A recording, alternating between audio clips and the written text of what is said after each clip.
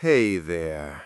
Tonight we're drifting into the world of ancient Greece, but not to the bright summit of Olympus where gods sit in gleaming marble halls. No, tonight we are walking a different path. We are following the God who was born twice, who wandered the earth as both divine and outcast, who brought ecstasy and madness in equal measure. We're stepping into the long, winding story of Dionysus, the god of wine, of theater, of things that make us lose ourselves, and perhaps, in losing ourselves, find something true. This isn't a tale of flawless heroes or simple victories. It's a story soaked in wine and tears, in celebration and grief, in the wild places where civilization ends and something older begins. If these ancient myths help you drift into dreams, you're welcome to like and subscribe, but only if they truly bring you peace. And if you'd like to support this channel as we explore history's quiet corners, your help means more than you know. Tell me in the comments where you're listening from tonight, what time your clock shows, and whether you're ready to lose yourself just a little in the God's long journey. It's strangely comforting to know others are drifting off to the same old stories, the same rhythms that have carried people to sleep for thousands of years. So settle in. Let the modern world fade. Imagine torchlit caves and mountain groves, the scent of pine and wild thyme, the distant sound of drums echoing through valleys where no city lights intrude. Let's begin at the beginning, with a birth unlike any other, with a love affair that ended in flames, and with a child who would be born not once, but twice. You need to understand something about Semele before we go any further. She was a princess of Thebes, daughter of Cadmus, the city's founder, and Harmonia, who was herself the daughter of Ares and Aphrodite. So Semele had divine blood in her veins already, though she herself was mortal. She served as a priestess in her father's city, tending to sacred rites, living a life that was by all accounts peaceful, ordinary, dignified. Zeus noticed her, of course. Zeus noticed many mortal women, his eye ever wandering from his wife Hera and the constraints of his divine marriage. But his love for Semele seemed different to those who recorded the tales. Some say he appeared to her in dreams first, gentle and radiant, winning her heart before revealing himself. Others say he came to her disguised, as he so often did, perhaps as a mortal man of extraordinary beauty, courteous and kind. Either way, Semele fell in love with him, and he with her, and soon she found herself carrying his child.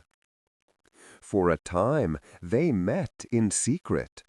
Zeus would slip away from Olympus, take mortal form, and spend stolen hours with Semele in her chambers or in sacred groves outside the city walls. She did not know at first that her lover was the king of the gods. She knew only that she loved him, and that she carried new life within her, and that the world seemed brighter and more full of promise than it ever had before. But secrets have a way of reaching the wrong ears, especially when those ears belong to Hera, the Queen of Heaven, whose jealousy was as legendary as her husband's infidelity. When Hera learned of Semele's pregnancy, her rage was cold and calculating. She did not strike at once. Instead, she plotted something far more cruel, something that would destroy not just the affair, but the mortal woman who dared attract her husband's genuine affection. Hera descended from Olympus in disguise, taking the form of Semele's old nurse, Beroe, a woman who had cared for the princess since childhood. She came to Semele's chambers with words of apparent concern and affection, asking after the pregnancy, cooing over the expected child. Then, gradually, carefully, she planted seeds of doubt. How did Semele know, Hera whispered in Beroe's voice, that her lover was truly Zeus? Many men claim to be gods to seduce mortal women. Many promised divine favor and delivered only shame. If this man truly was Zeus, Lord of Thunder, ruler of Olympus, then surely he could prove it. Surely he would appear to her in his true form, in all his glory, as he appeared to Hera herself. If he refused, well, then Semele would know she had been deceived, that her child's father was merely some clever mortal playing at divinity.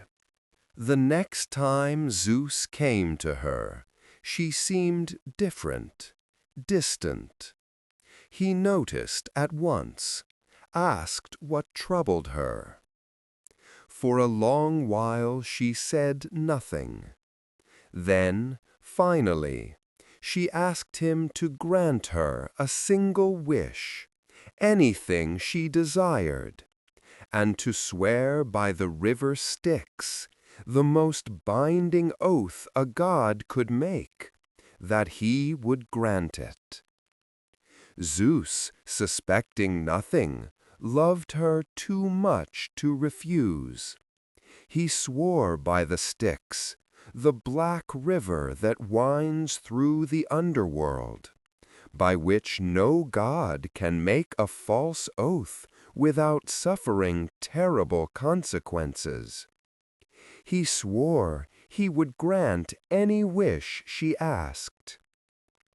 Semele took a breath. She asked him to appear to her as he truly was, in his full divine form, with all his power unhidden, exactly as he appeared to Hera. The words hit Zeus like a thunderbolt. He knew instantly what would happen. He knew that no mortal could look upon a god's true form and survive. The divine radiance, the raw power, would consume any mortal like paper in a furnace. He begged her to ask for anything else: riches, immortality for herself, kingdoms, anything. But she had been too thoroughly poisoned by Hera's words. She thought his reluctance was proof of deception. She insisted.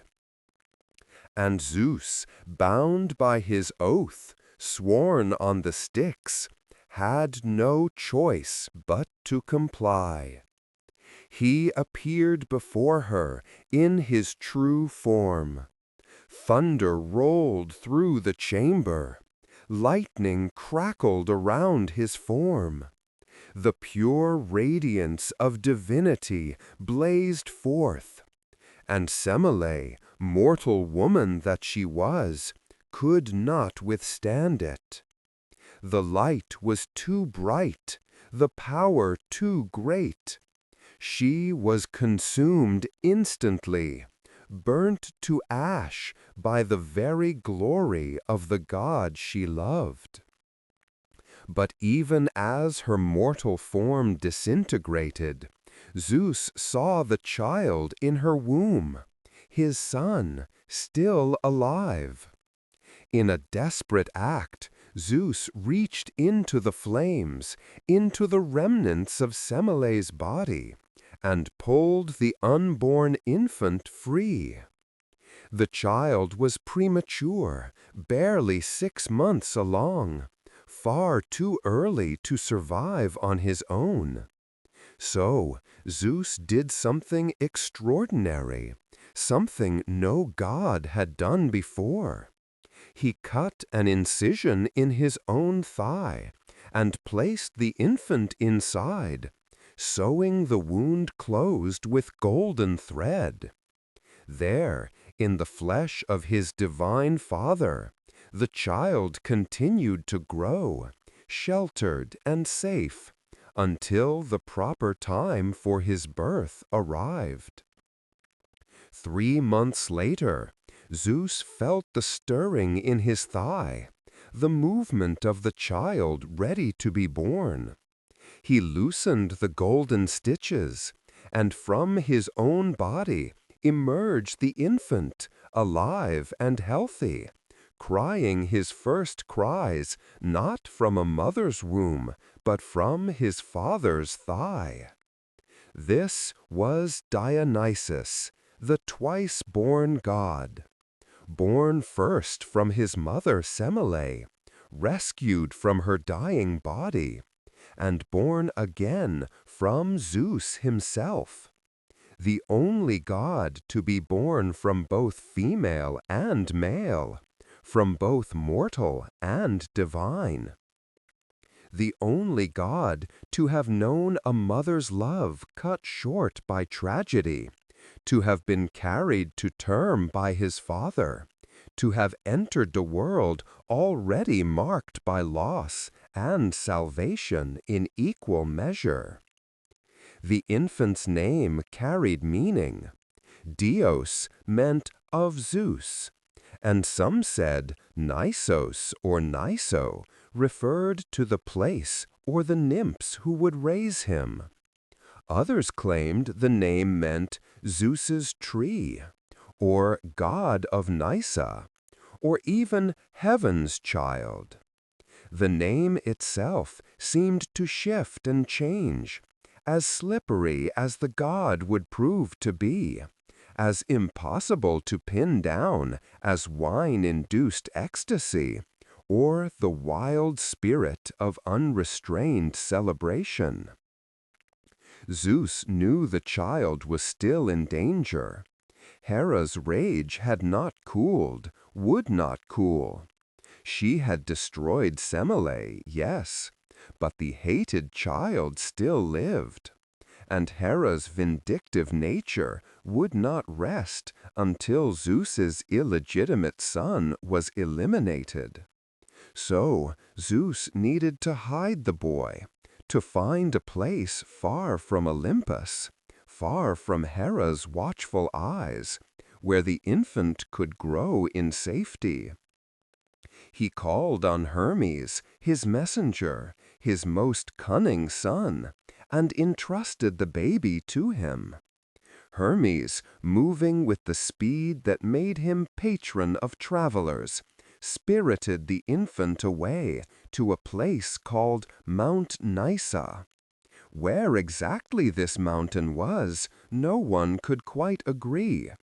Some said it was in Thrace, others in Libya, still others in far-off India or Arabia or even Egypt.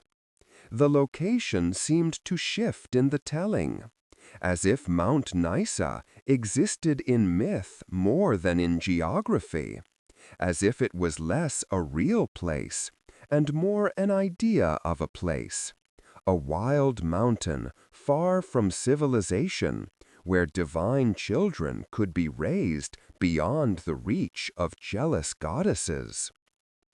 On Mount Nysa, Dionysus was given to nymphs to raise.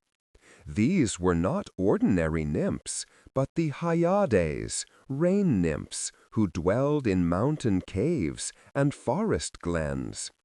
Some accounts say there were 5 of them. Others say 3 or 7. They were Nysae, nymphs of Nysa, and they took the divine infant to their breast and raised him with more love than many gods receive from their actual parents. The nymphs taught young Dionysus the ways of the wild. They showed him which plants were good to eat, which springs had the sweetest water, how to read the weather in the movement of clouds, how to listen to the forest's voice. They raised him in caves hung with ivy, in groves where the sun filtered down in golden shafts, in places where human feet rarely trod. He learned to move silently through underbrush, to call out to animals who would come without fear, to find his way in darkness by starlight alone. Some traditions say he was also raised, for a time, by his mortal aunts, Semele's sisters, Ino, Agave, and Autono. Zeus transformed the boy into a girl, or perhaps a kid goat, to hide him from Hera's searching gaze. But Hera eventually discovered the deception, as she always did, and punished the ants by driving them mad, forcing them to flee into the mountains. Their sons would later meet tragic fates, torn apart in various myths, the family of Cadmus marked by divine wrath that rippled down through generations. Another tradition holds that Dionysus spent time in Phrygia, in what is now central Turkey, where he studied under the goddess Rhea, known to the Phrygians as Cybele. She taught him her orgiastic rites, her ecstatic mysteries, the way of the tambourine and the drum, the dances that could send worshippers into states of divine frenzy. If this is true, then much of what would become Dionysian worship had its roots in even older traditions, in the mystery cults of the great mother goddess, whose worship stretched back beyond memory. As Dionysus grew from infant to child to young man, he was beautiful in an unusual way. Not the stern, bearded beauty of older gods, not the perfect masculine ideal of Apollo. Dionysus was depicted as youthful, almost androgynous, with long flowing hair wreathed in ivy and grape leaves. His beauty was strange, unsettling, the kind that made people uncomfortable, even as it attracted them. He could appear as male or female, young or old, god or mortal, shifting his appearance as easily as wine shifts from sweet to sour, from celebration to violence, from joy to madness.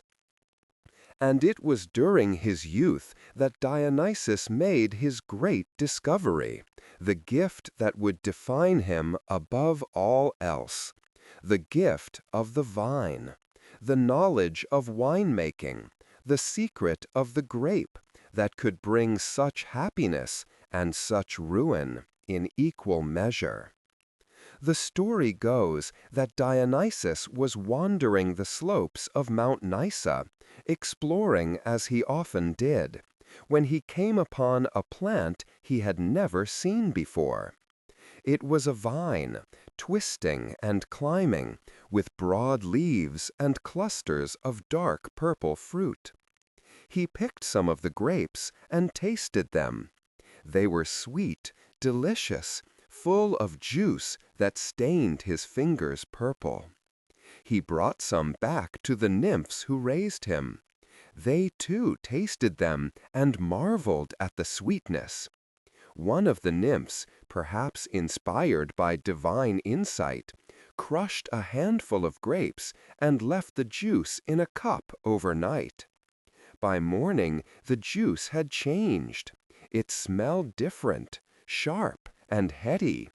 When they tasted it, they felt warmth spread through their bodies, felt their spirits lift, felt laughter come more easily, felt the boundaries of self begin to blur in a pleasant, intoxicating haze. This was wine, the first wine, and Dionysus knew at once that he had discovered something profound. This drink could ease suffering, could bring joy to the sorrowful, could loosen tongues and lower inhibitions, could make the shy bold and the worried carefree. In moderation, it was a blessing, a gift from the gods. In excess, well, that was something else entirely, something darker, but no less part of the god's nature. Dionysus spent time perfecting the art of viticulture. He learned which soils the vines preferred, when to plant and when to harvest, how to prune to encourage growth, how to crush the grapes and ferment the juice, how long to age it, what vessels to use. He learned all this through divine intuition, through trial and error, through a connection to the earth and its bounty that came naturally to him. The vine became his symbol, its leaves his crown, its fruit his greatest gift to humanity. But even as he discovered wine, even as he learned the secrets of the vine, Hera's curse had not left him. At some point, the jealous goddess found him, despite all Zeus's precautions. She could not kill him, he was immortal, born of Zeus himself. But she could afflict him with madness, could drive him from his mind, could send him wandering the world as a mad god, neither fully divine nor fully sane, tormented by visions and compulsions he could not control. And so Dionysus began to wander. Some say he wandered for years, others for decades. He traveled to the edges of the known world and beyond. He went east to Phrygia and Lydia, south to Egypt and Ethiopia, north to Thrace, across the sea to the islands. Everywhere he went, he was a stranger, an outsider, a foreigner god who did not quite fit into any established order. During his wanderings, mad and alone, he came eventually to Phrygia, to the realm of the great mother goddess Cybele, known also as Rhea in her Greek aspect. Cybele saw the young god, saw his madness and his beauty, and his suffering, and took pity on him. She brought him into her mysteries, taught him her sacred rites, and most importantly, cured him of his madness. She healed the broken places in his mind, smoothed the jagged edges, restored him to sanity. In gratitude, Dionysus learned from her. He learned the wild dances, the ecstatic rites, the use of drums and cymbals and flutes to induce religious frenzy. He learned how to lead worshippers into states of divine possession, where the self dissolved and the God entered in. He learned that madness, properly channeled, properly ritualized, could be sacred, could be transformative, could be a gift. When Dionysus finally left Cybella's realm, he was changed. He was no longer just a young god wandering the world in confusion. He had purpose now. He had a mission. He would travel the world, yes, but not as a madman fleeing Hera's wrath. He would travel as a teacher, a bringer of gifts, a god establishing his own cult, his own mysteries, his own place in the divine order.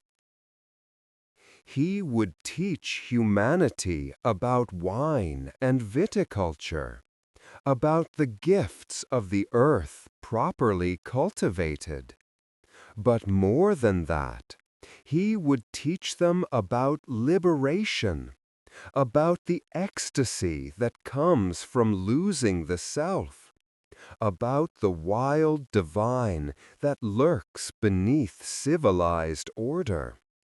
He would be a god of boundaries crossed, of the wilderness beyond the city walls, of everything that proper society feared and repressed and secretly longed for. And so, with a retinue that grew as he traveled, with nymphs and satyrs and mortal followers, with the gift of wine and the promise of ecstasy, Dionysus set out to claim his place among the gods, to force the world to acknowledge his divinity, to prove once and for all that he was no mortal pretender, but a true Olympian, Zeus's own son, worthy of worship and awe and fear. The journey would not be easy. Many would resist him. Kings would deny him. Cities would close their gates. Blood would be spilled. Families destroyed. Madness inflicted on those who refused to see. Because Dionysus did not ask for belief, he demanded it. And those who denied him learned, always too late, that some gods will not be refused. As Dionysus traveled the world teaching the cultivation of grapes and the making of wine, he gathered followers. They came from all walks of life, but especially from those whom society pushed to the margins. Women fleeing unhappy marriages or oppressive fathers, slaves seeking some taste of freedom, farmers grateful for the gods' agricultural gifts, those who had never quite fit into the rigid hierarchies of Greek city-states. They followed him because he offered something other gods did not: temporary escape from the self, from duty, from the crushing weight of being human. His most devoted followers were the Maenads, whose name meant mad women or raving ones. These were not priestesses in the traditional sense, officiating at temple ceremonies with solemn dignity. These were women who would leave their homes, abandon their looms and their domestic duties, and run into the mountains to dance and drink and hunt and celebrate the god with wild abandon. They dressed in fawn skins, crowned themselves with ivy and flowers, and carried the tharsis, a staff topped with a pine cone and wound with ivy and grape leaves.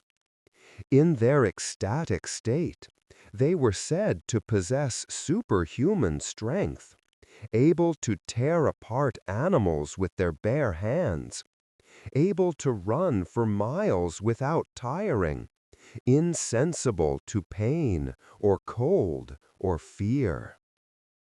Along with the maenads came the satyrs, half men, half goats, with the lower bodies of goats, complete with hairy legs and cloven hooves, but the upper bodies of men. They were perpetually drunk, perpetually lustful, perpetually laughing. They played pipes and drums, danced with abandon, and represented the animal nature that civilization tried to repress. Where the maenads represented women freed from social constraints, the satyrs represented men freed from reason and self-control. There was also Silenus, the old satyr who had been Dionysus's tutor on Mount Nysa, who now traveled with the god as a companion and advisor. Silenus was portrayed as elderly, fat, and perpetually drunk, often so drunk he had to be carried on a donkey or supported by younger satyrs. But despite his foolish appearance, he was known for wisdom, for the kind of truth that comes out only in wine, for insights that sober reason misses. This was Dionysus's retinue, his holy band, his sacred theasus. They were outcasts and wild things, the mad and the joyful, those who danced on the edge of civilization.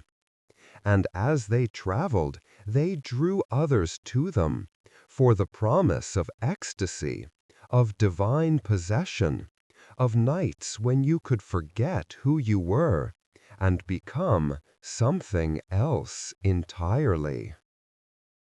But not everyone welcomed them. Many saw Dionysus and his followers as dangerous, as a threat to social order, as purveyors of madness and debauchery rather than divine truth. And so the god encountered resistance again and again as he traveled through the ancient world. Kings denied his divinity, ordered their subjects not to worship him, sometimes even attempting to imprison or kill him. One of the first to resist him was Lycurgus, the king of Thrace. The Thracians were known for their fierce warriors and their harsh lands, and Lycurgus ruled them with strength and severity. When Dionysus came to Thrace with his retinue, teaching about wine and ecstatic rites, Lycurgus saw only chaos and moral decay. He banned the worship of Dionysus throughout his kingdom. He ordered his soldiers to capture the god's followers. The soldiers swept down upon the maenads and satyrs who were celebrating in a forest glen. They captured many of them, dragged them in chains back to Lycurgus's stronghold. Dionysus himself fled, but not in fear. He descended into the sea, where Thetis, the sea goddess, mother of Achilles, took pity on him and sheltered him until the danger passed. But Lycurgus's triumph was short-lived. The gods do not take kindly to mortals attacking their followers. And Zeus himself was angered by his son's humiliation. Divine punishment came swiftly. Lycurgus was afflicted with madness, driven out of his mind by the very god he had tried to suppress. In his deranged state, thinking he was pruning vines, Lycurgus took an axe and attacked his own son, Dryas, hacking the boy to death. Some versions say he cut off his son's limbs, thinking they were vine branches. Only after the murder did his madness clear enough for him to understand what he had done. But the horror was not over. The land of Thrace itself became cursed. Crops failed, vines withered, the earth became barren. The Thracian people, desperate to end the curse, consulted an oracle. The oracle told them that the land would remain cursed as long as Lycurgus lived. The only way to appease Dionysos and restore fertility to Thrace was to kill their king. So Lycurgus's own people took him to Mount Pangaeum. They bound him and left him there for the wild horses to trample. Or, in some versions, they tore him apart themselves, dismembering the king who had dared to oppose the god.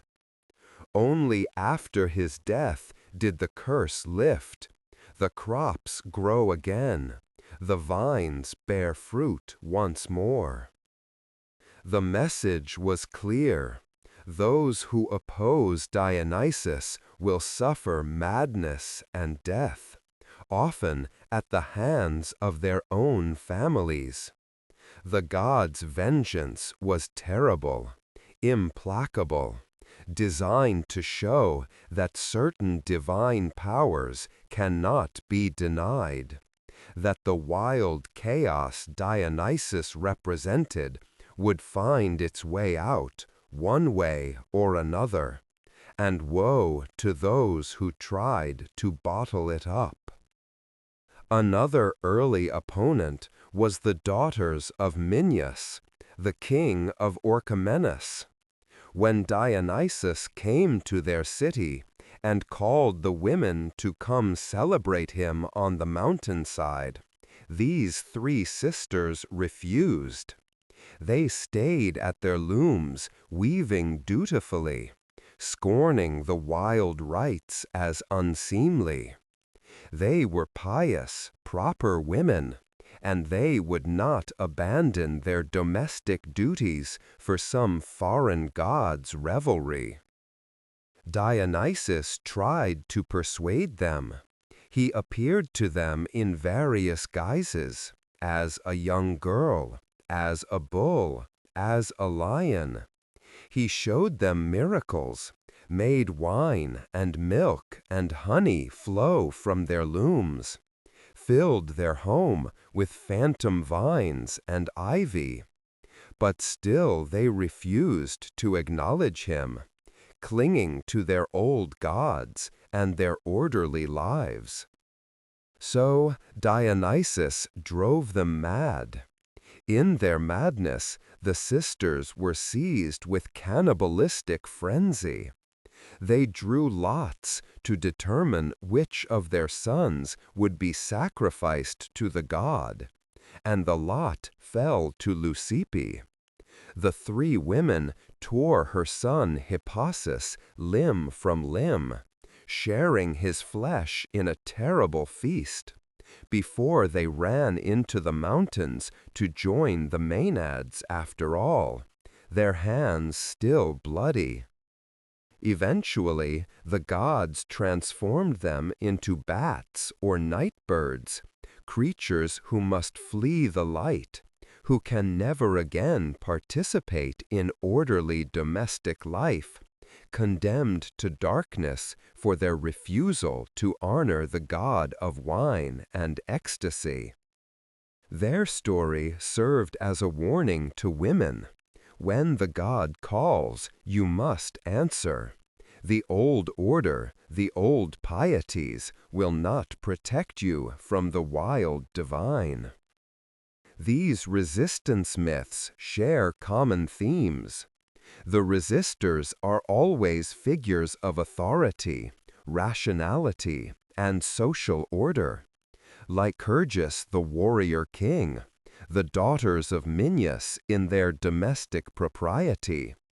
They represent the attempt to control, to regulate, to maintain civilization against the chaos that Dionysus embodies. And they are always destroyed, driven mad, torn apart, transformed. The message is unmistakable. You cannot reason with Dionysus, cannot control him, cannot refuse him. Civilization's boundaries are an illusion. The wild is always there, waiting beneath the surface, and it will have its due.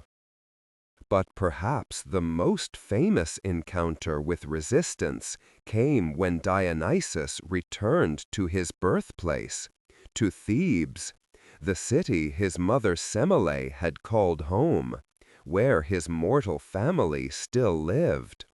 This was not just any city. This was where his mother had been destroyed by Zeus's thunderbolt.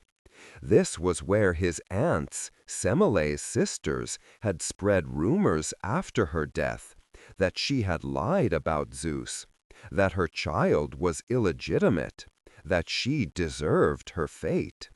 This was where his cousin Pentheus now rules as king, having succeeded their grandfather Cadmus. Dionysus came to Thebes disguised as a young man from Lydia, a traveling priest of Dionysus. He came with his female followers, and he began teaching his rites, calling the women of Thebes to abandon their homes and come celebrate on Mount Cithaeron, the mountain that loomed over the city. And the women answered his call. Not just any women, but his own aunts, Agave, Ino, and Autono, the very ones who had slandered her mother. Dionysus drove them into a divine frenzy and sent them rushing up the mountain along with all the other women of Thebes, leaving husbands and children and duties behind. They dressed in fawn skins, crowned themselves with ivy, took up the thyrsus, and danced and sang in honor of the god who had returned to his homeland. Pentheus, the young king, was horrified. He saw his city descending into chaos, saw women abandoning their proper roles. He blamed this foreign priest, this smooth-talking stranger who was seducing the women of Thebes with promises of freedom and divine ecstasy. Pentheus was everything Dionysus was not: rational, orderly, committed to maintaining authority and hierarchy. And he was determined to stop this cult before it destroyed Thebes. He ordered his soldiers to arrest the foreign priest. They brought Dionysus, still in his mortal disguise, before the king. Pentheus looked at this young man, this effeminate stranger, with his long flowing hair and his unsettling beauty, and saw only an impostor, a charlatan leading his people astray. He questioned Dionysus, trying to understand these strange rites, these mysteries that drew women away from their homes. But Dionysus spoke in riddles, in double meanings, giving answers that were technically true, but revealed nothing. When Pentheus demanded that the stranger reveal the secrets of the Bacchic rites, Dionysus calmly refused. The mysteries were not for the uninitiated, not for those who scorned the god. Enraged, Pentheus ordered Dionysus imprisoned. He had him bound with ropes, thrown into chains, locked in the palace stables with angry bulls. But the ropes fell away as if they were threads. The chains opened of their own accord. The doors swung wide, though no one touched them. Dionysus walked free, untouched, smiling. Then the god showed his power in earnest. The earth shook, the palace trembled. Lightning struck the tomb of Semele, the place where Dionysus's mother had been consumed by Zeus's glory. Fire blazed forth from that sacred spot, a sign of the god's presence, a reminder of his divine birth. The palace walls cracked and portions collapsed. And through it all, Dionysus stood calm, unmoved, watching as Pentheus's authority crumbled like his palace walls. But Pentheus would not relent. He gathered his soldiers and prepared to march up Mount Cithaeron to attack the Maenads, to drag the women back to the city by force. He saw this as a military problem, a rebellion to be crushed. He could not or would not see the divine reality behind it all. Dionysus tried a different approach. He spoke to Pentheus, suggesting that force would not work. The women in their ecstatic state possessed superhuman strength. They could tear apart bulls with their bare hands. What would mere soldiers do against such power? But, Dionysus suggested smoothly, Pentheus could spy on them, observe their rites from hiding, see for himself what the women were doing on the mountain. Then he would know the truth, could tell his people what he had seen. Pentheus was intrigued despite himself. Some say Dionysus had already begun to affect his mind, already begun to drive him toward madness. Or perhaps it was simply Pentheus's own repressed fascination with the forbidden, his need to see what the women were doing in their freedom, his barely acknowledged envy of the liberation he publicly scorned. Either way, he agreed to spy on the rites. But there was a condition. The Maenads would kill any man they found watching them. So Pentheus would need to disguise himself. He would need to dress as a woman, to wear the fawn skin and carry the thyrsus, to let his hair down and move like a Maenad. He would need to become what he despised in order to witness it. And Pentheus agreed.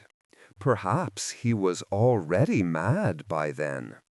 Or perhaps Dionysus had completely possessed his mind.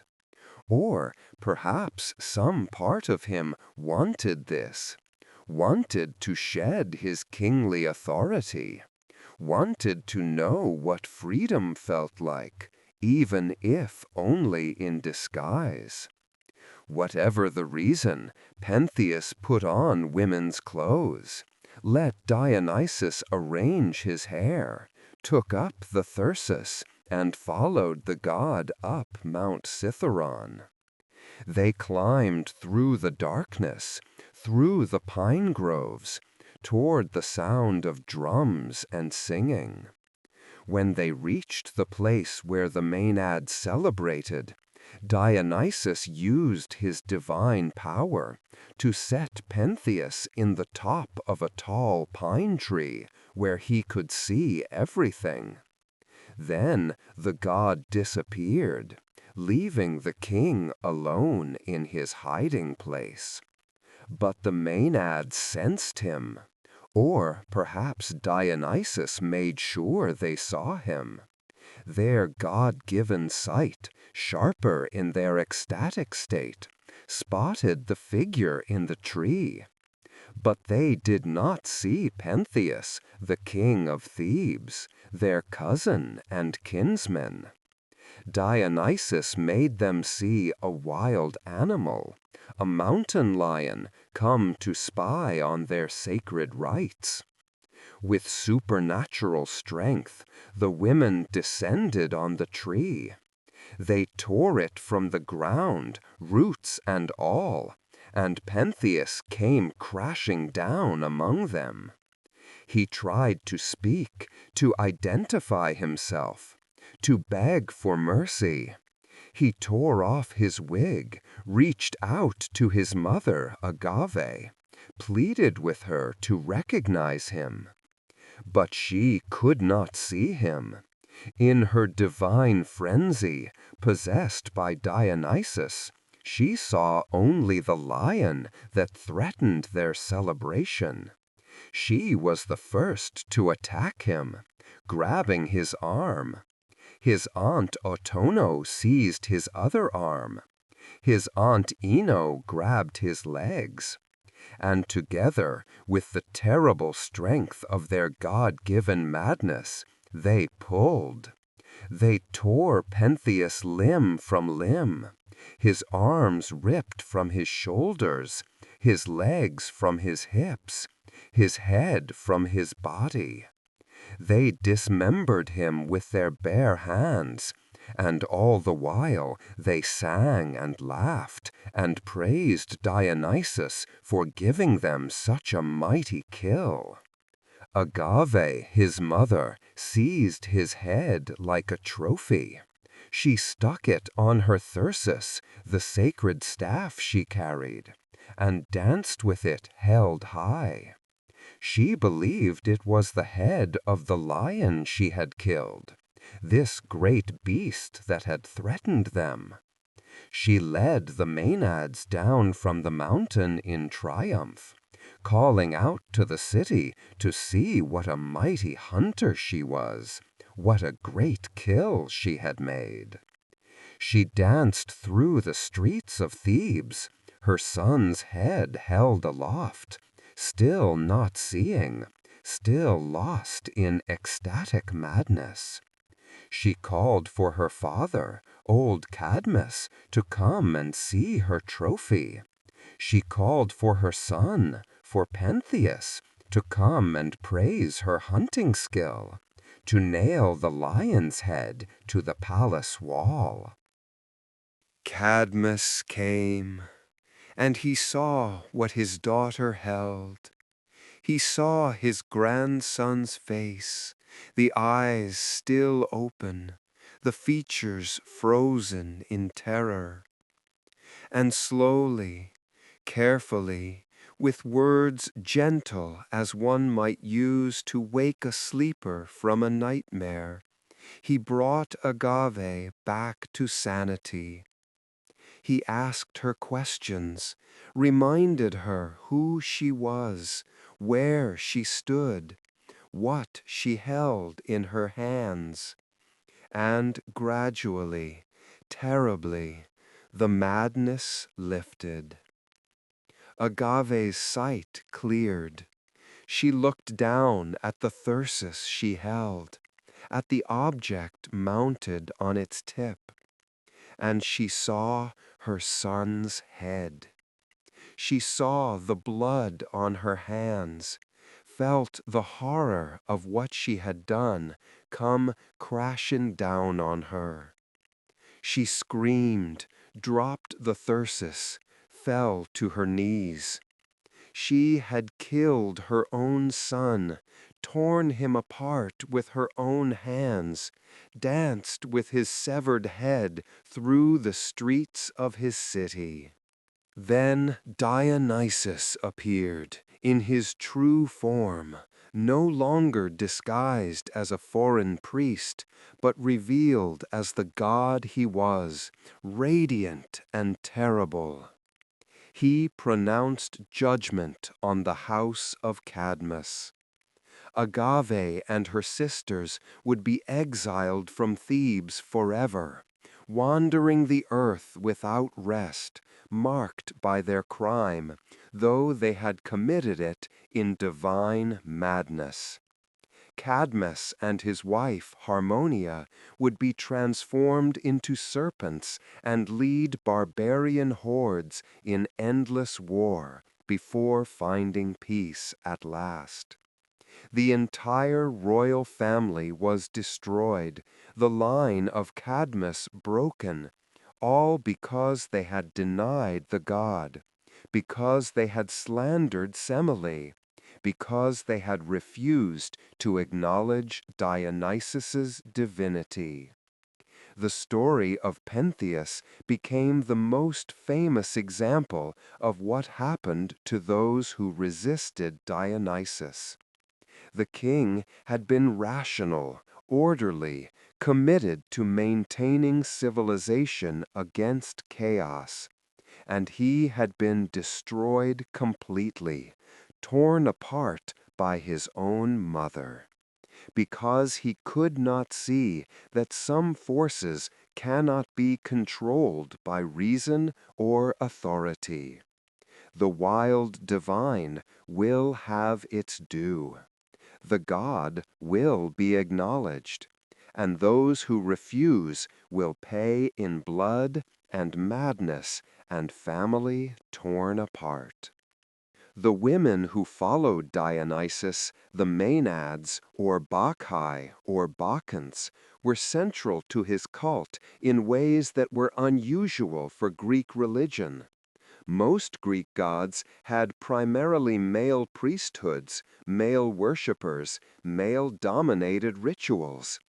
But Dionysus's most devoted followers were women, and his rites offered them something rare in the ancient world: temporary freedom from the constraints of patriarchal society. In normal Greek life, women were confined to the household. They could not own property, could not vote, could not participate in public life.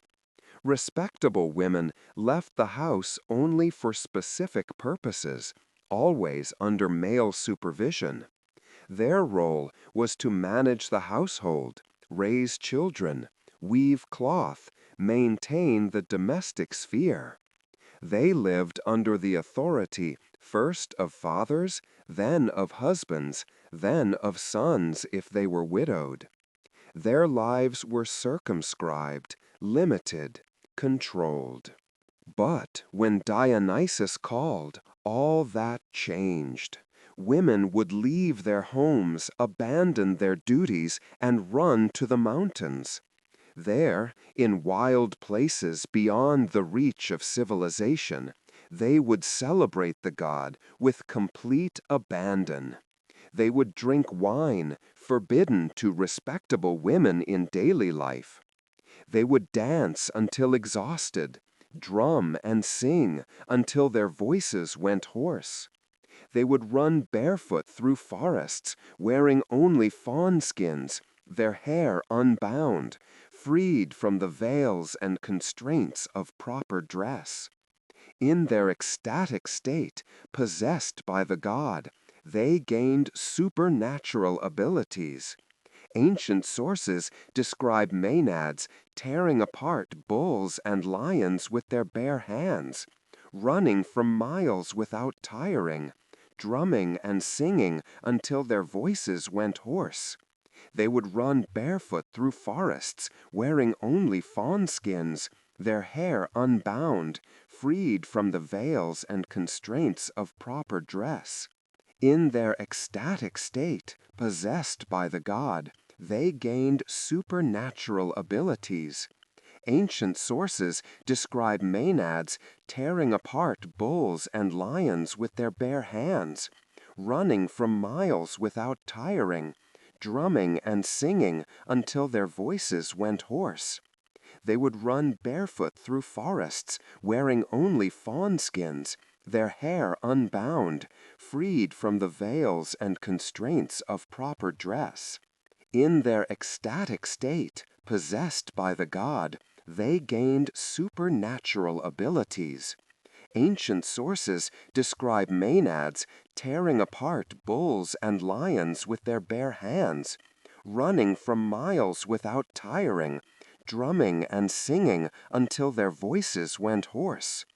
They would run barefoot through forests, wearing only fawn skins, their hair unbound, freed from the veils and constraints of proper dress. In their ecstatic state, possessed by the god, they gained supernatural abilities. Ancient sources describe maenads tearing apart bulls and lions with their bare hands, running from miles without tiring, drumming and singing until their voices went hoarse. They would run barefoot through forests, wearing only fawn skins, their hair unbound, freed from the veils and constraints of proper dress. In their ecstatic state, possessed by the god, they gained supernatural abilities. Ancient sources describe maenads tearing apart bulls and lions with their bare hands, running from miles without tiring, drumming and singing until their voices went hoarse. They would run barefoot through forests, wearing only fawn skins, their hair unbound, freed from the veils and constraints of proper dress. In their ecstatic state, possessed by the god, they gained supernatural abilities. Ancient sources describe maenads tearing apart bulls and lions with their bare hands, running from miles without tiring, drumming and singing until their voices went hoarse. They would run barefoot through forests, wearing only fawn skins, their hair unbound, freed from the veils and constraints of proper dress. In their ecstatic state, possessed by the god, they gained supernatural abilities. Ancient sources describe maenads tearing apart bulls and lions with their bare hands, running from miles without tiring, drumming and singing until their voices went hoarse. They would run barefoot through forests, wearing only fawn skins, their hair unbound, freed from the veils and constraints of proper dress. In their ecstatic state, possessed by the god, they gained supernatural abilities. Ancient sources describe maenads tearing apart bulls and lions with their bare hands, running from miles without tiring, drumming and singing until their voices went hoarse. They would run barefoot through forests, wearing only fawn skins, their hair unbound, freed from the veils and constraints of proper dress. In their ecstatic state, possessed by the god, they gained supernatural abilities. Ancient sources describe maenads tearing apart bulls and lions with their bare hands, running from miles without tiring, drumming and singing until their voices went hoarse. They would run barefoot through forests, wearing only fawn skins, their hair unbound, freed from the veils and constraints of proper dress. In their ecstatic state, possessed by the god, they gained supernatural abilities. Ancient sources describe Maenad. His sacred animals reflected this duality. The bull represented strength, fertility, masculine power, but also the panther or leopard, wild cats associated with his journey to the east. Serpents wound through his imagery, ancient symbols of earth and renewal. Dolphins recalled his encounter with the pirates. The goat connected him to satyrs and to fertility. His sacred plants were grapevines, of course, but also ivy, which remained green even in winter, and the pine, from which his thyrsus took its cone. The question modern scholars debate is how much of the extreme behavior described in myths actually happened in real life. Did women really run to the mountains and tear apart animals with their bare hands? Or were these literary exaggerations, metaphors for religious ecstasy that was actually much tamer? We know Dionysian festivals were real, held throughout the Greek world. We know women participated in them. But the evidence for exactly what happened in the mountains is thin.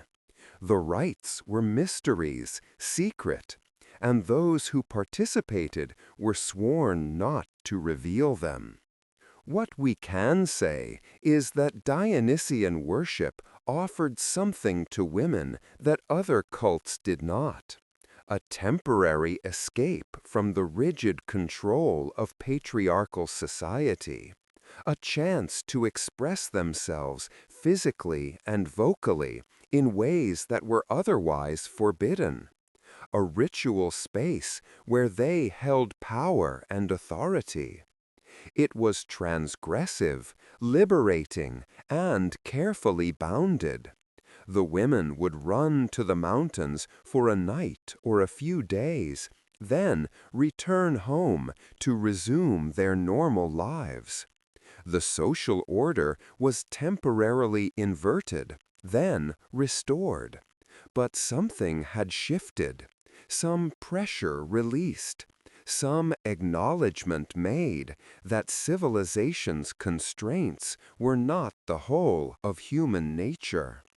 And for the men watching from the city, the rites inspired both fascination and fear. Fascination because here was release, freedom, ecstasy beyond the rational world. Fear because that same freedom threatened everything they had built, every hierarchy and rule that kept society functioning. The Maenads were worshipped and feared in equal measure because they embodied something men both envied and dreaded: complete loss of control, complete surrender to divine possession, complete freedom from the burden of civilized self. After establishing his cult throughout much of the known world, after facing down kings and driving resistors mad, after proving his divinity again and again, Dionysus finally journeyed to the island of Naxos. This was where he would meet Ariadne, where one of his most famous love stories would unfold, where tragedy would give way to something gentler, something almost happy. Ariadne was a princess of Crete, daughter of King Minos and Queen Pasiphae. She lived in the labyrinth palace at Knossos, that sprawling complex of rooms and corridors where her family kept the Minotaur, the half-bull, half-man, born of her mother's cursed union with a bull. She was beautiful, clever, skilled in the arts of magic and healing that her mother had taught her. When the Athenian hero Theseus came to Crete as part of the tribute of youths to be fed to the Minotaur, Ariadne saw him and fell in love. She knew the labyrinth's secrets, knew that even if Theseus killed the Minotaur, he would never find his way out of the maze of corridors. So she gave him a ball of thread, told him to tie one end at the entrance and unwind it as he went deeper. After killing the monster, he could follow the thread back to freedom. Theseus did as he instructed. He slew the Minotaur in the heart of the labyrinth and followed Ariadne's thread back to the entrance. Then he fled Crete, taking Ariadne with him, as she had begged him to do, for she could not stay in Crete after betraying her father and helping kill the Minotaur. She had chosen Theseus over her family, love over duty, and there was no going back. They sailed together toward Athens, where Theseus had promised to make her his wife, his queen. But they stopped on the island of Naxos, a small rocky island in the middle of the Aegean, to rest and take on water. That night, while Ariadne slept on the beach, exhausted from their escape, Theseus made a decision. He did not want to bring her to Athens. Perhaps he feared his people would not accept a Cretan princess. Perhaps he had never truly loved her, had only used her to achieve his goal. Perhaps he had already forgotten the promises he made when he needed her help. Whatever his reason, Theseus ordered his men to set sail in the darkness, leaving Ariadne behind. When she woke at dawn, the ship was already far out to sea, a tiny sail on the horizon. She ran to the shore, called out Theseus's name, begged him to come back. But the wind carried her voice away, and the ship disappeared over the curve of the earth. She was alone on a deserted island, abandoned by the man she had betrayed her family to save, with no way to return home and no way forward. She wept on the beach. She cursed Theseus, called down the gods' wrath upon him. And the gods heard her. But before their vengeance could fall, before Ariadne could despair completely, Dionysos arrived on Naxos. He was traveling among the islands, teaching his rites, sailing with his retinue of satyrs and nymphs. When he came ashore on Naxos and saw the beautiful woman weeping alone on the beach, he was struck by more than just her beauty. He saw her grief, her betrayal, her courage in having risked everything for love. He approached her gently, asked what troubled her, listened as she poured out her story.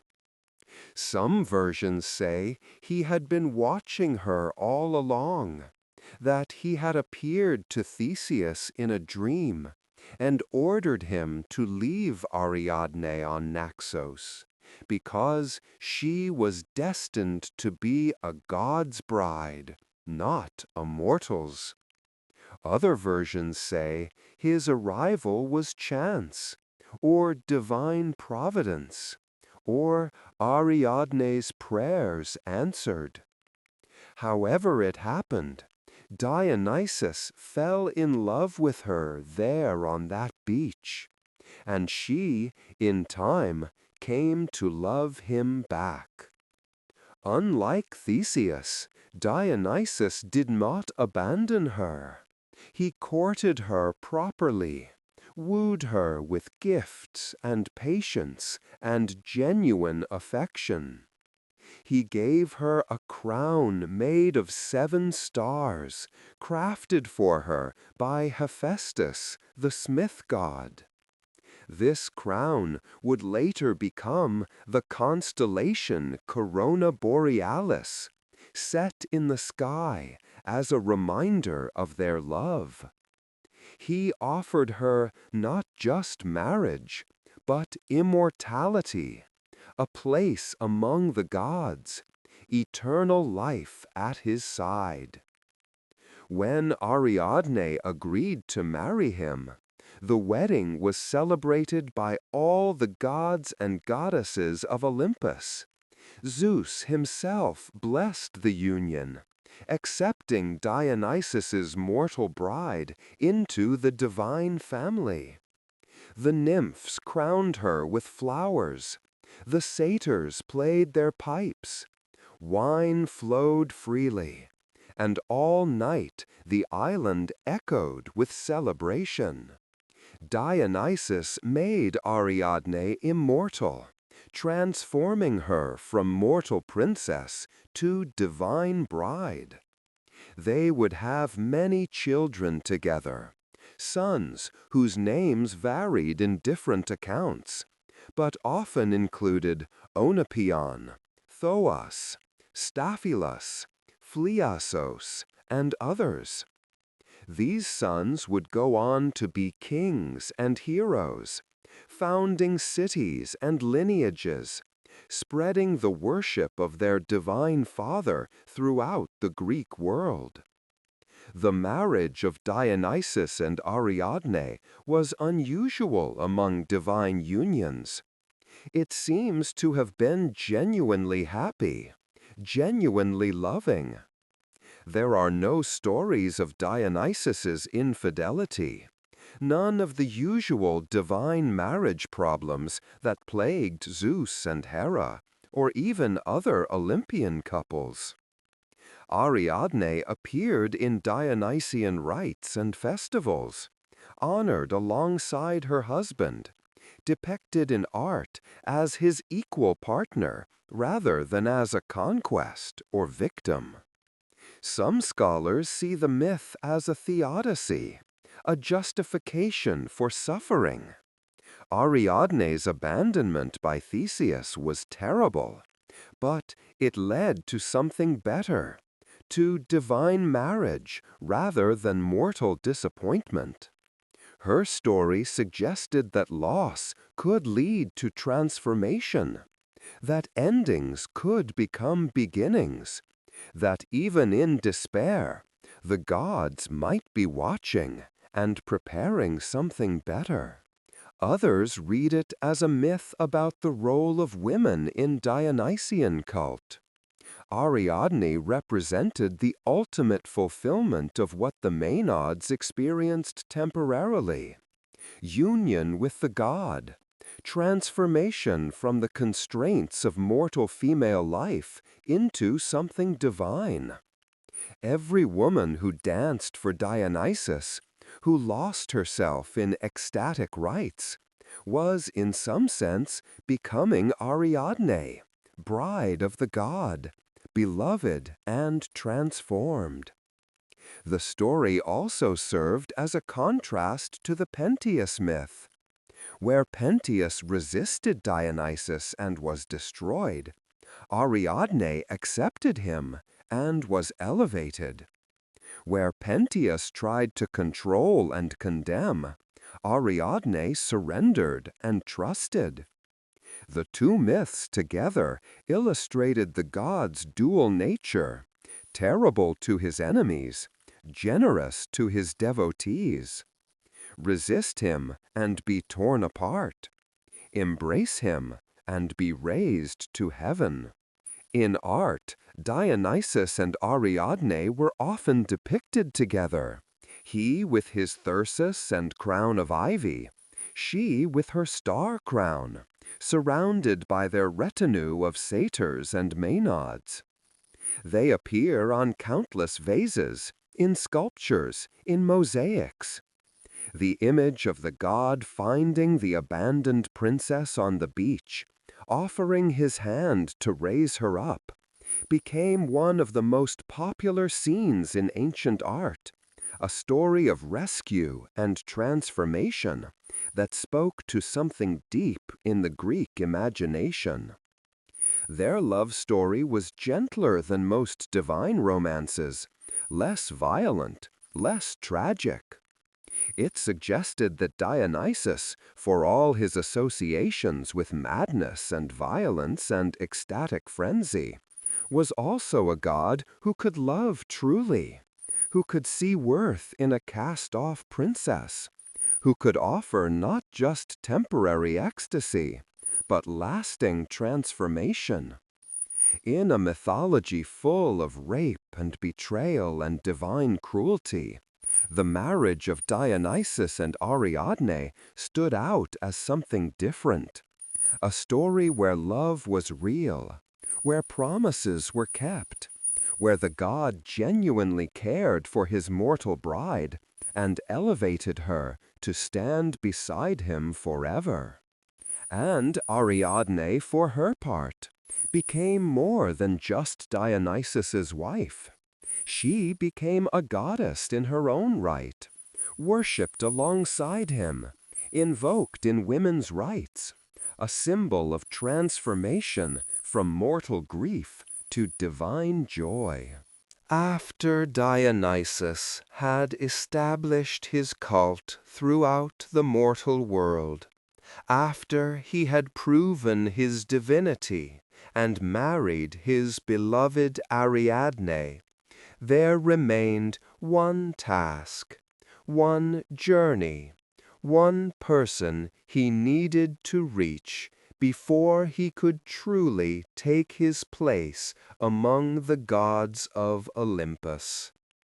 His mother, Semele, still dwelt in the underworld, trapped in the realm of the dead, separated from the divine son she had never lived to see born. The underworld was not a place gods visited lightly. It was the domain of Hades, Zeus's brother, grim and unyielding. The dead who entered could not leave. Even Persephone, Hades' own wife, was bound there for half the year by the pomegranate seeds she had eaten. The underworld was rivers not meant to be crossed. The shades of the dead were shadows of their former selves, conscious but diminished, aware but powerless. To descend into that realm was dangerous even for a god. But Dionysus was determined. Semele was his mother. She had died bringing him into the world, had been consumed by divine fire meant to prove his father's love. He owed her his existence, his life, everything. And now that he had proven himself, now that even Hera had grudgingly accepted his place in the divine order, he would bring his mother back to the light. The journey to the underworld required a guide. Different versions of the myth give different names for who helped him. Some say it was Prosimnus, a mortal man who knew the way to a hidden entrance near the Alcyonian lake in Lerna. Prosimnus agreed to guide Dionysus in exchange for a promise, a sexual favor the god would grant upon his return. Dionysus agreed, desperate to reach his mother. Prosimnus led him to the lake, showed him where the entrance to the underworld lay beneath its dark waters, and Dionysus descended, leaving the mortal world behind. Other versions say Dionysus needed no guide, that his divinity was sufficient to find the way, that he simply walked into caves that led down and down until the light failed and the temperature dropped, and he found himself in the misty realm of the dead. However he reached it, Dionysus entered the underworld alone, leaving his retinue of satyrs and maenads behind in the world of sunlight and wine. The underworld, as the Greeks imagined it, was a vast shadowy realm beneath the earth. There were rivers to cross, the Acheron, the Styx, the Lethe. There were fields where the ordinary dead wandered aimlessly, barely aware. There were special places for the heroic dead, for those being punished, for those who had been initiated into mysteries, and thus earned better treatment in the afterlife. And somewhere in those endless twilight plains, Semele's shade dwelt, conscious of her son's birth and her own death, aware of all she had missed. When Dionysus found her, they say he wept. Here was the woman who had loved Zeus, who had carried him in her womb, who had wanted nothing more than to see her divine lover's true face, whose innocent request had led to her destruction. She had never held her son, never seen him grow, never known that he had become a god, in truth, one of the Olympians, Zeus's acknowledged son. She had died in flames, and her child had been cut from her burning body, and she knew nothing of what came after, except what rumors reached the dead. Dionysus spoke to her across the boundary between God and shade. He told her who he was, what he had accomplished, how he had established his worship throughout the world, how he had forced even skeptics to acknowledge his divinity.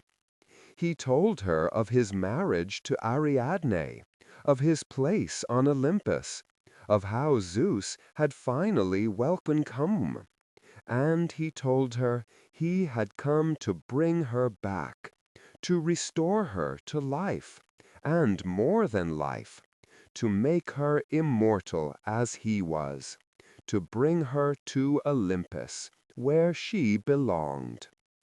But there was a price for leaving the underworld. Hades did not surrender the dead easily, even to a fellow god. Some stories say Dionysus bargained with the Lord of the Dead, offering him something in exchange for Semele's release. Other versions say he simply took her, using his divine power to lead her out, daring anyone to stop him. The underworld's rules bent for gods in ways they never bent for mortals, and Dionysus was prepared to break them entirely, if necessary, to save his mother. There was also the matter of Prosimnus, if that version of the story holds. When Dionysus returned to the upper world, ready to honor his promise to the mortal who had guided him, he found that Prosimnus had died during his absence. The man's shade had passed into the very underworld Dionysus had just left.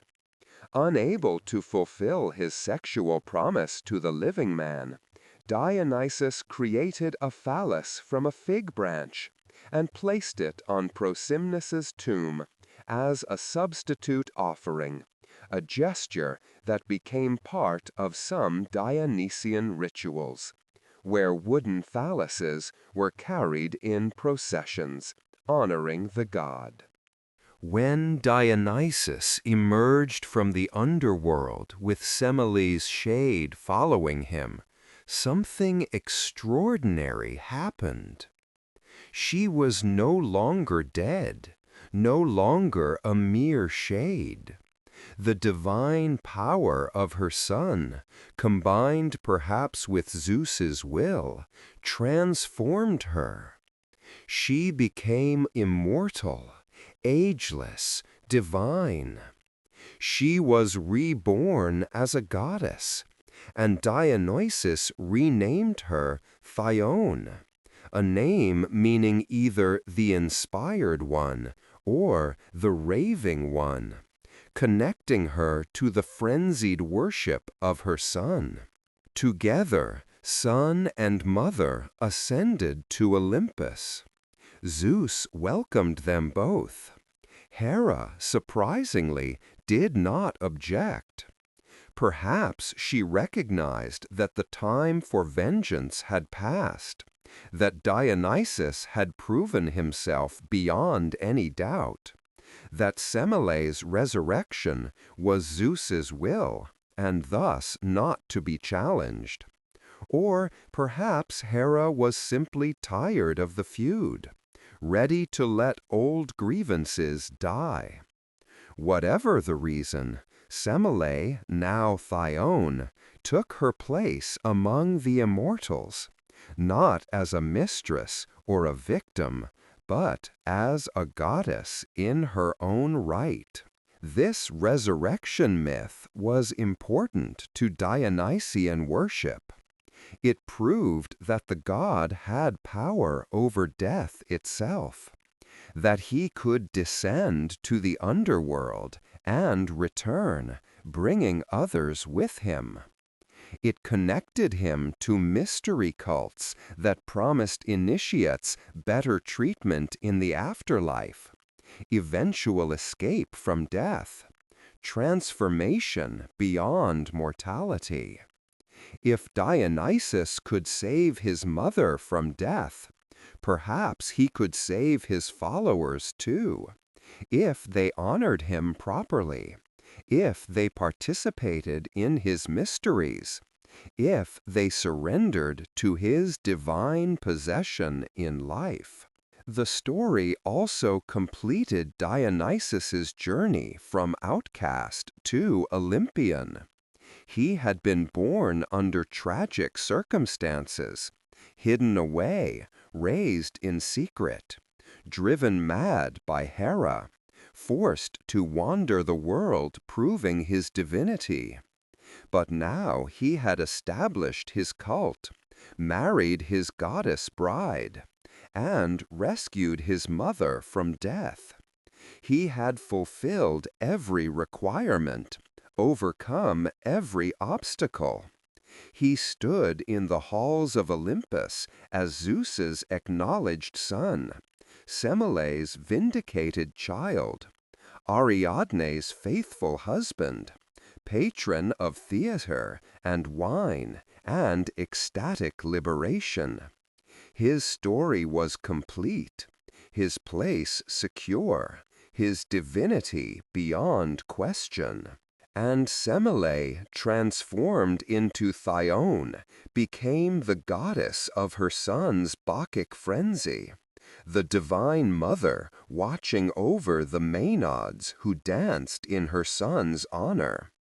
Her story had ended in flames and death, but it had been transformed, like so many things touched by Dionysus, into something divine and eternal. She had suffered terribly, died horribly, but in the end she had been raised higher than any mortal had a right to expect. Her son had saved her, had kept the promise implicit in her very existence, that her death was not the end, that her suffering would be redeemed, that she would live forever in the halls of heaven, vindicated and divine. The connection between Dionysus and theater ran deep, so deep that the two became virtually inseparable in ancient Greek culture. Every theatrical performance, whether tragedy or comedy, began with sacrifices to Dionysus. Every theater had an altar to the god prominently placed. The great dramatic festivals of Athens were held in his honor. The very word tragedy might derive from goat song, referencing the animals sacrificed to Dionysus. And the theater itself, that space where people gathered to watch masked actors tell stories, where reality blurs into fiction, where one person could become many characters, was fundamentally Dionysian in nature. Why was the god of wine and ecstasy also the god of theater? The connection runs deeper than first appears. Theater is transformation. An actor puts on a mask and becomes someone else, sheds his own identity and assumes another. The audience enters the theater as themselves and emerges as witnesses to other lives, other stories, other possibilities. The boundaries of self become fluid, permeable, exactly as they do in Dionysian ecstatic rites. Both theater and Dionysian worship involved losing yourself, becoming other, surrendering to something larger than individual identity. The mask was sacred to Dionysus. In his rites, worshippers often wore masks, becoming not themselves, but representations of satyrs, maenads, or the god himself. In theater, masks served the same function, allowing actors to portray different characters, different genders, different social classes. The mask dissolved identity, created a space where transformation was possible, where the normal rules did not apply. And behind every mask, there was the god, Dionysus himself, the shifter, the one who could appear as young or old, male or female, beautiful or terrible, human or animal. The great dramatic festivals of Athens were organized around Dionysus. The city Dionysus, held in early spring, was the most important. For several days, the city essentially stopped normal activities. Sacrifices were made to Dionysus. Processions carried his statue through the streets.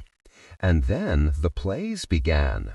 Tragedies and comedies performed in the theater of Dionysus on the slope of the Acropolis, with thousands of citizens watching, judging, participating in this collective ritual of storytelling. The playwrights competed for prizes, but they were also serving the god. The plays they wrote explored fundamental questions of human existence, questions of fate and free will, justice and vengeance, family and duty, mortality and the divine. Tragedies often featured characters who defied gods and suffered for it, who made terrible mistakes and faced terrible consequences, who struggled against fate and lost. The stories were dark, violent, full of suffering, but they were also cathartic, purging, transformative. The audience emerged from a good tragedy, shaken, moved, changed in some way. And that transformation, that catharsis, was a gift of Dionysus. Just as his wine could bring joy or madness, depending on how it was consumed, just as his ecstatic rites could liberate or destroy, so too could his theater elevate or devastate. The god presided over all of it, the laughter of comedy and the tears of tragedy, the masks and the transformations, the temporary forgetting of self that allowed for deeper understanding of the human condition. Some of the greatest plays in Greek literature dealt directly with Dionysus. Euripides's The Bacchae, which we've already discussed in the Pentheus story, was one of the finest tragedies ever written, exploring the conflict between civilization and wildness, between rational control and divine frenzy, between denial and acceptance of the god. It was performed posthumously, winning first prize at the city Dionysia, a fitting tribute to both the playwright and the god who inspired him. But Dionysus appeared in other plays too, sometimes as a character, sometimes as a presence invoked, always as a force that could not be ignored. He represented everything that tragedy was about: the limits of human control, the power of forces beyond reason, the terrible price of hubris, the reality of suffering that could not be explained or justified, only endured and witnessed. In comedy, Dionysus took on a different role. He could appear as a buffoon, drunk and foolish, or as a clever trickster.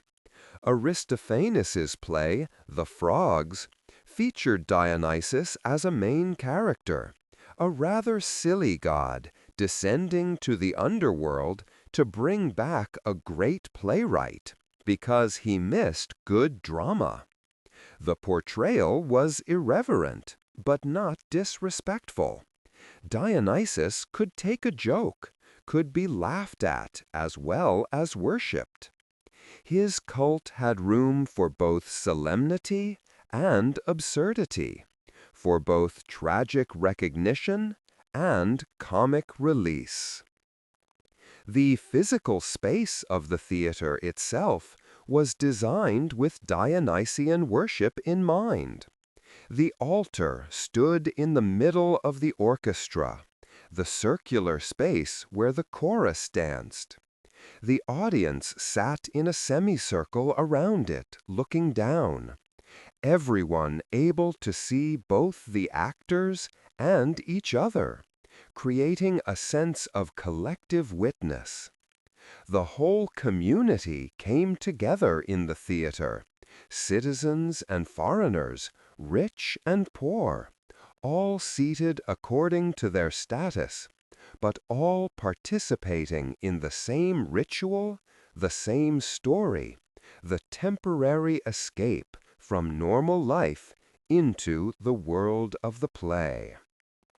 Some scholars argue that Greek drama evolved directly from Dionysian ritual, The chorus, that group of singers and dancers who commented on the action in every play, might have originated as Dionysian worshippers, maenads and satyrs dancing in honor of the god.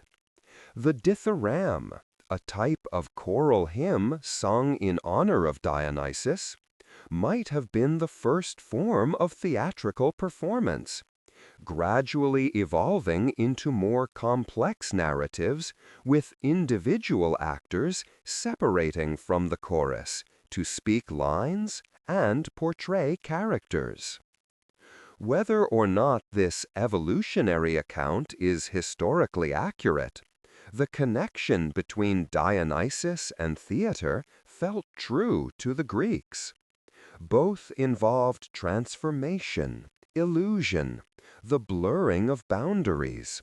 Both could be uplifting or disturbing, could inspire or unsettle. Both required an audience willing to surrender to the experience, to lose themselves temporarily in story and spectacle. And both were ultimately about truth, about revealing something real beneath the masks and the wine, and the temporary forgetting of self. Theater was where the city came together itself, to see its own stories reflected back, to grapple with fundamental questions. And presiding over all of it was Dionysus, god of masks and wine, of ecstasy and illusion, of the spaces where reality becomes fluid and truth emerges from fiction. Every play was an offering to him, every performance a temporary surrender to his divine possession, every theater a temple where his mysteries were celebrated, not in mountain caves, but in the heart of the city, domesticated but never tamed, serving civilization while always reminding it of the wilderness that lay beneath. Dionysus was a god of many stories, and we've touched on only the most famous. His mythology was rich and varied, with different regions emphasizing different aspects of his nature, different adventures, different lessons. Some of these additional myths are worth exploring, for they round out the picture of this complex and contradictory god. There's the story of King Midas. Though it's often told as an Apollo myth, it actually begins with Dionysus. Midas was king of Phrygia, the land where Dionysus had learned his mysteries from Cybele. One day, Midas's servants found old Silenus, Dionysus's drunken tutor, passed out in the king's rose garden. Rather than mocking or harming the old satyr, Midas treated him as an honored guest, gave him fine food and wine, listened to his rambling stories, and after 10 days of generous hospitality, returned him safely to Dionysus. The god was so pleased by Midas's kindness to his old friend that he offered to grant the king any wish. Midas, foolish as mortals often are when granted divine favors, asked that everything he touched turn to gold. Dionysus warned him this was a poor choice, but Midas insisted, and the god granted his wish. At first, Midas was delighted. He touched trees, and they became golden. He touched stones, and they gleamed with precious metal. But then he grew hungry, and discovered that food turned to gold the moment he touched it, became inedible metal in his mouth. Worse, When his beloved daughter ran to embrace him, she too transformed into a golden statue the moment his arms closed around her. Horrified, Midas begged Dionysus to take back the gift. The god, not without compassion, told him to wash in the river Pactolus. Midas did so, and the golden touch left him, flowing into the river, which became famous thereafter for its golden sands. His daughter was restored, and Midas learned the lesson that wealth is worthless if you cannot enjoy the simple pleasures of food, drink, and human touch. This story showed Dionysus in a gentle light, as a god who rewarded kindness, who warned against foolishness, and who was willing to undo the consequences of a mortal's poor judgment. It also emphasized one of his key attributes: appreciation for simple pleasures, for the sensory joys of eating and drinking and embracing, things that gold could not replace. Another story involved the daughters of Minyas, whom we mentioned briefly before. When Dionysus came to their city of Orchomenus, he called all the women to come celebrate his mysteries. But these three sisters, Leucippe, Arcippe, and Alcithio, refused.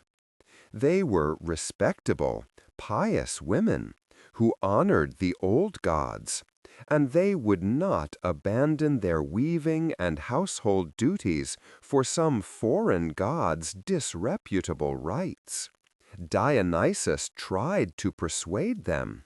He appeared to them in various forms, as a young girl, as a bull, as a lion, trying to convince them to join his worship. But they remained stubbornly at their looms, scorning the wild celebrations they heard echoing from the mountains. So Dionysus made their looms run with wine, milk, and honey. He filled their house with phantom ivy and grapevines.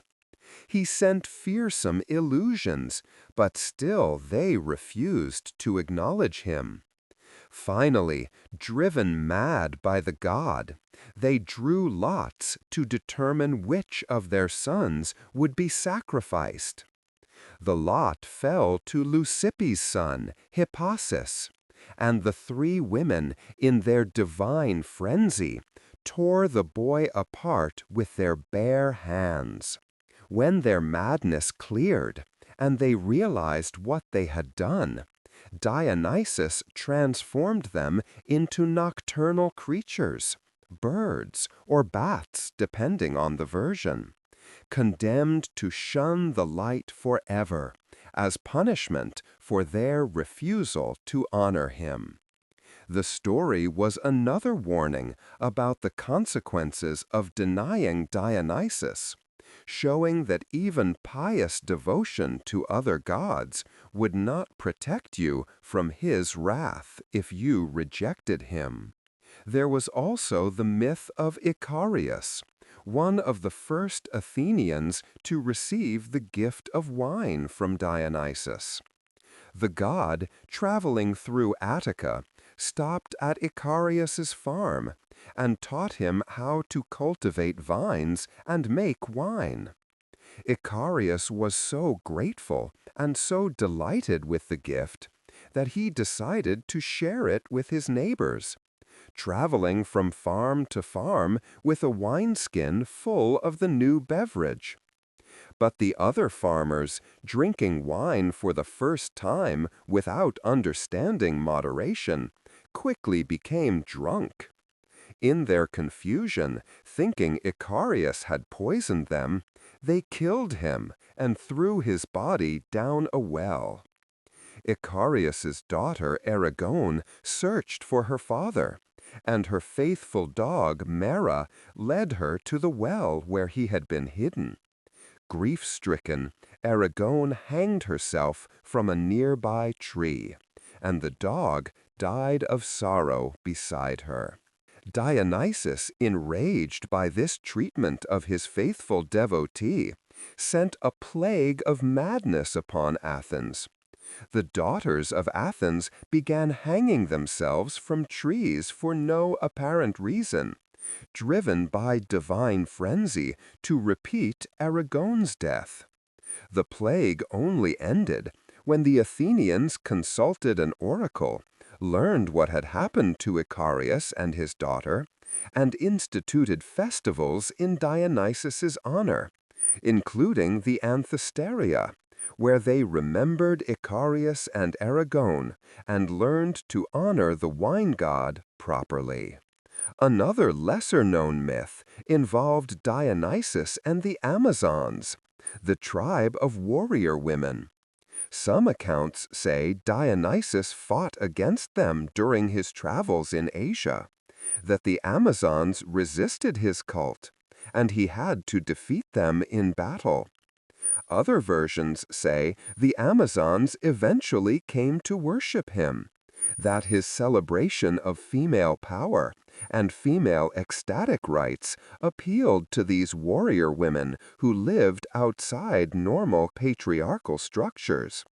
There were also stories of Dionysus's encounters with various nymphs and minor gods during his travels. He was said to have affairs with numerous partners, though after his marriage to Ariadne, these stories become less common or less emphasized. The god's sexuality was fluid, unbounded, part of his nature as a deity of ecstasy and liberation from normal constraints. One particularly interesting myth connects Dionysus to Zagreus, an earlier divine figure who was torn apart and reborn. The Orphic mystery cult, a secretive religious movement, taught that Dionysus was actually the reincarnation of Zagreus, son of Zeus and Persephone. According to their theology, the Titans murdered the infant Zagreus on Hera's orders, tearing him apart and cooking his flesh.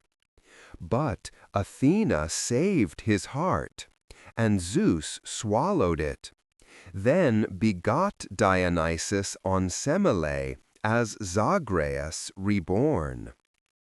This Orphic version made Dionysus a god of death and rebirth, closely connected to the underworld through his mother Persephone, and central to their beliefs about resurrection and the immortality of the soul.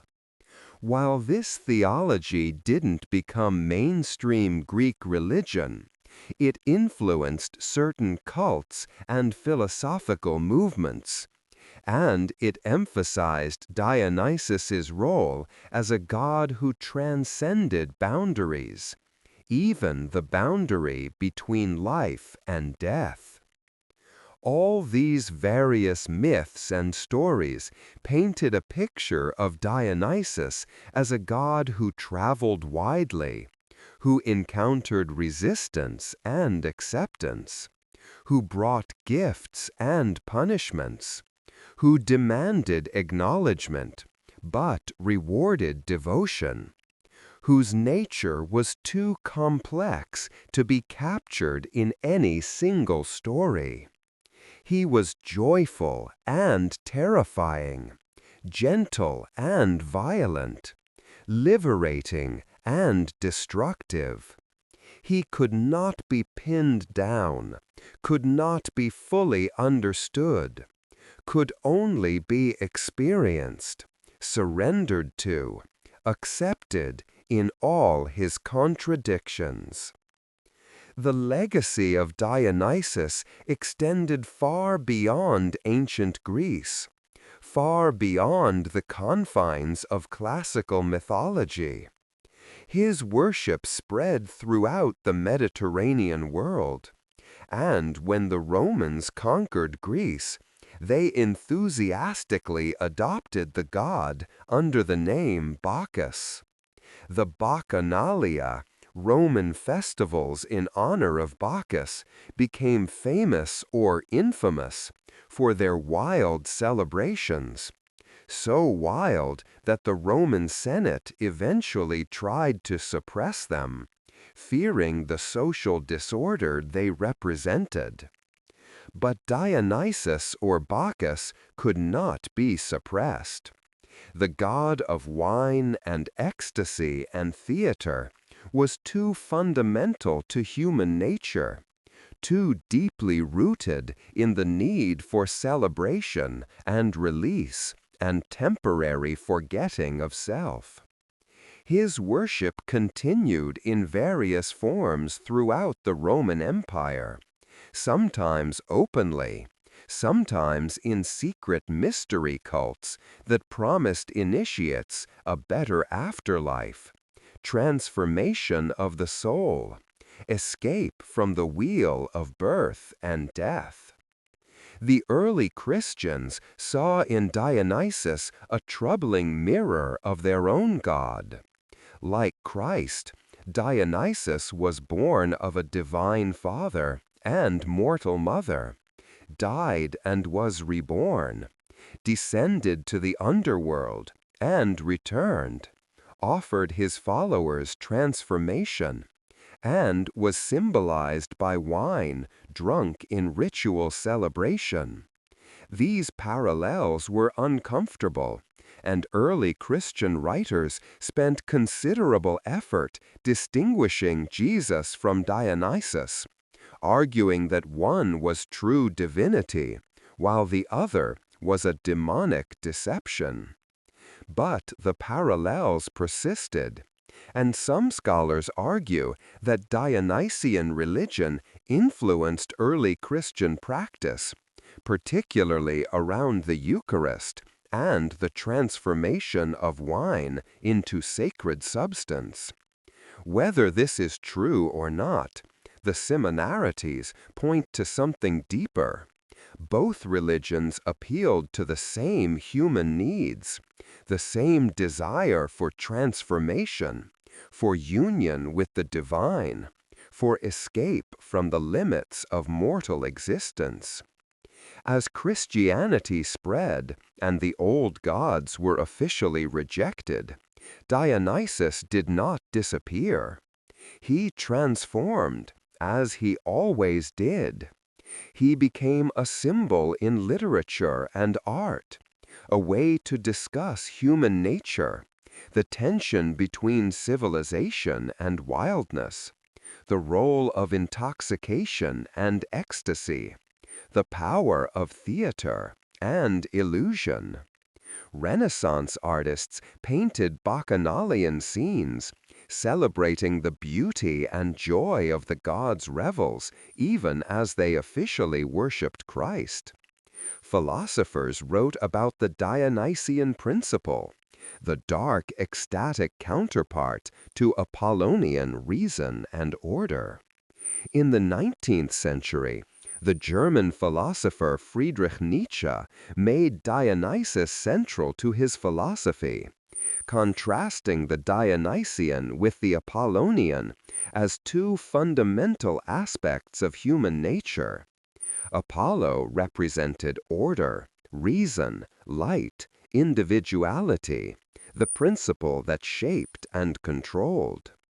Dionysus represented chaos, passion, darkness, collective ecstasy, the principle that dissolved boundaries and overwhelmed the self. Nietzsche argued that great art, particularly Greek tragedy, required both principles in balance, and that modernity had too much of Apollo and not enough of Dionysus. too much control and not enough wild creativity. This philosophical use of Dionysus continued into the 20th century. Psychologists like Carl Jung saw him as an archetype, a pattern in the collective unconscious representing transformation, rebirth, and the integration of the shadow self. Anthropologists studied Dionysian religion as an example of ecstatic cult practice, of religious experience based on possession and trance rather than doctrine and belief. Feminists examined the Maenads as examples of female religious authority and female resistance to patriarchal control. In modern popular culture, Dionysus appears in various guises. In Percy Jackson novels, he's a grumpy camp director, forced to work with young heroes as punishment for some unnamed offense. A far cry from his ancient glory, but still recognizable himself in his love of wine and his ability to drive enemies mad. In poetry and literature, he remains a symbol of the artist's inspiration, the wild creative force that cannot be controlled or contained, the divine madness that produces great art. Wine remains his gift to humanity, and in a sense, every wine drinker honors Dionysus, whether they know it or not. Every toast, every celebration, every moment when wine loosens tongues and lightens spirits is a small bacchanalian rite, a minor echo of the ancient mysteries. The god may no longer be worshipped in temples, but his influence persists wherever people gather to drink and celebrate, to dance and sing, to lose themselves temporarily in joy or sorrow or simple companionship. Theater, too, remains sacred to Dionysus, in spirit, if not in name. Every play is still a ritual of transformation. Every actor still puts on a mask in his honor. Every audience still surrenders to the story, allows themselves to be moved, changed, transported beyond themselves.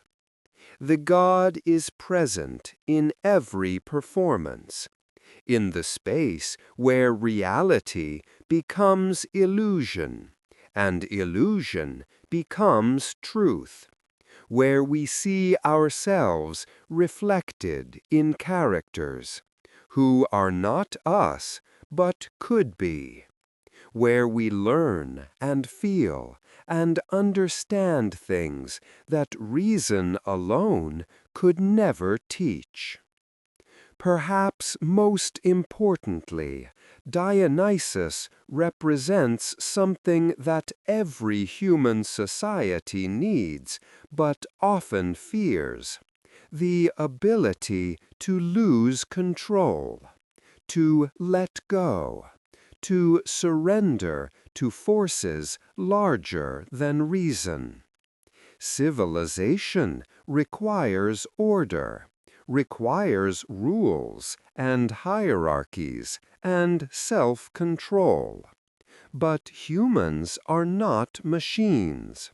We need release, need celebration, need moments when the boundaries dissolve and we become part of something larger than our individual selves. Dionysus was the god who gave permission for that release, who sanctified it, who made it sacred rather than shameful. The danger, of course, is real. Wine can lead to alcoholism, addiction, destruction of families and lives. Ecstasy can become madness. Liberation can become chaos.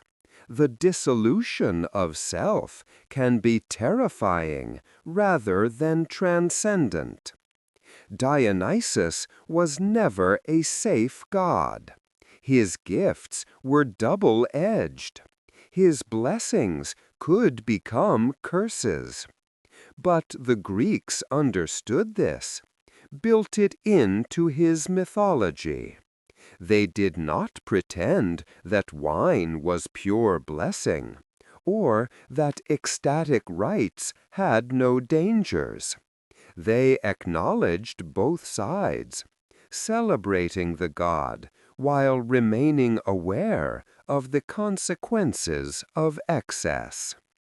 What Dionysus taught ultimately was balance, not the rejection of the wild, not the attempt to live by reason alone, but the integration of both order and chaos, both Apollo and Dionysus, both civilization and the forces that civilization tries to repress. His story, from his troubled birth, through his wanderings and his eventual acceptance on Olympus, is about finding a place for the wild within the ordered world, about acknowledging that some forces cannot and should not be suppressed, that sometimes losing control is the only way to remain truly human. And so the god travels still, no longer in physical form through ancient lands, but in spirit through wine and theater, and the human need for ecstasy and transformation. He is present when musicians lose themselves in music, when dancers forget their bodies in dance, when audiences emerge from theaters moved and changed.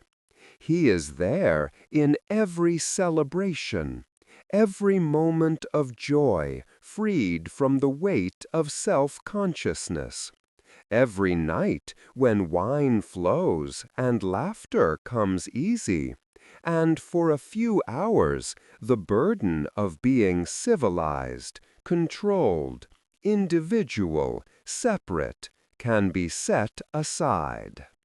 The god who was born twice, who was mad and then sane, who was rejected and then accepted, who brought both blessing and curse, who transformed and was transformed, remains relevant precisely because the tensions he represents remain relevant.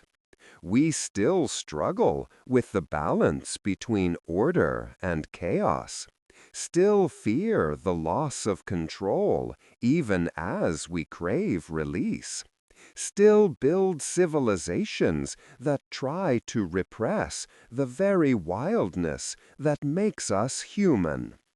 And as long as that struggle continues, as long as humans need both Apollo and Dionysus, both reason and ecstasy, the twice-born god will remain, not in temples perhaps, but in the spaces where boundaries blur, where transformation happens, where the self dissolves, and something divine, something larger, something wild and ancient and true rushes in to fill the space we've created by letting go. Thank you for listening to this long journey through the myths of Dionysus. If these ancient stories have helped you drift into dreams, if the rhythm of old tales has quieted your mind and given you peace, then they've served their purpose. And if you've enjoyed this exploration of the twice-born God, the wanderer, the liberator, the God of wine and madness and theater and transformation, consider liking and subscribing to support this channel. Your help allows us to keep exploring these ancient paths, these old stories that still speak to something deep in the human soul. Let me know in the comments what other myths you'd like to hear. What other gods and heroes call to you from the ancient world. Until next time, sleep well, dream deeply, and perhaps in your dreams you'll hear distant drums and wild singing, catch the scent of wine and pine, and know that somewhere, somehow, the God still dances, still calls, still offers his ancient gift of transformation to those brave enough to surrender to the mystery.